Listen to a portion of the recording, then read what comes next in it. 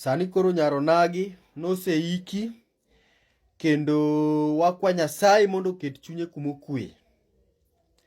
Kendo wagone Nyasaye bero kamano maduong' kuom tayo chenro no mogik kuma nogikeno. Kaka an Mr. Kede nawacho maber ni joma nohusika gi wach mag pesa nyaka to wa pressurize gi mondo ginyiswa kaka pesa nyotiyo, kendo nyakonou maler ni aweyo wachno okwongo iki. Koseiki to waduoge wach pesa mondo mi jok manyo usika next time, next function kata lit moro mobro bire kata function moro amora, obed mar lit obed mar mor, kik chak negi machiegni e dho pesa kata kumoro amora ma iwache wach pesa, kik chak negi. Wa demand ni Paul Otuoma secretary come out and tell Joluo kaka pesa notiyo. Nyise wacho kacha ni pesa nulando 300,000 to kudhi ot ukwano pesa udo ka pesa nokalo 300,000 ne en siling 502. Kusegolo expenses te. Koro wadwa ng'eyo ni expenses mage manotiyo i Geza, nikech i Geza nokochul. Gima nonigo beni chulo e Geza ne en mana sound system. Onge jathum manochul, onge MC manochul. Koro wadwa ng'eyo ni pesa nowuok pesa di, to expenses ma iwachogi nowuok pesa di. Koro Paul Otuoma Jauyoma, as a secretary, come out and tell us, or else okibibedo machiegni kumoro amora milose chenro moro amora. Okinyal mbesol pesa mag liel. You need to come out, Paul secretary, with your team.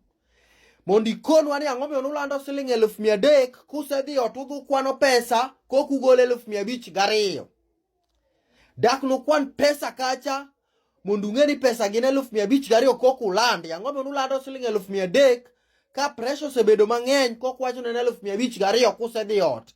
Dang' wang'e nade ni ka nusekweno to nukwala di, nuketa di ofuko eu.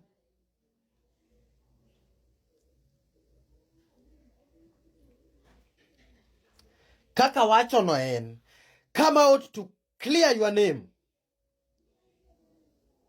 Come out to clear your name. An Mr. Kede. Anabro kono uadiri kaka dhi mbele. Come out, Paul, secretary. Iler jo piny.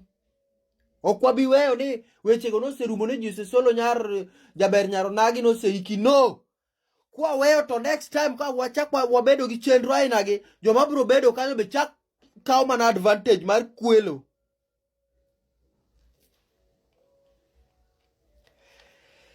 For the safety of your personality,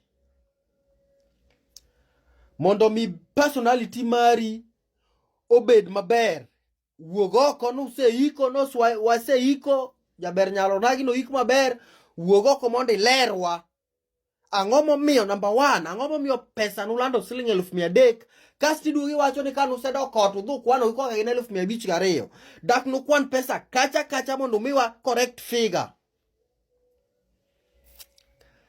Come out and clear your name on this.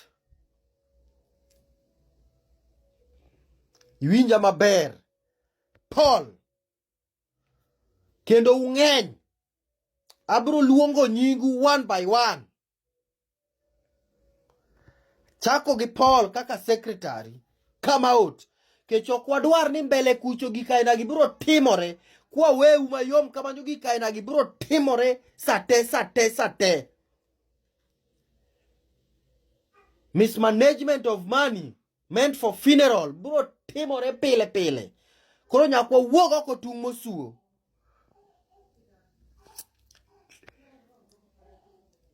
come out and clear your name.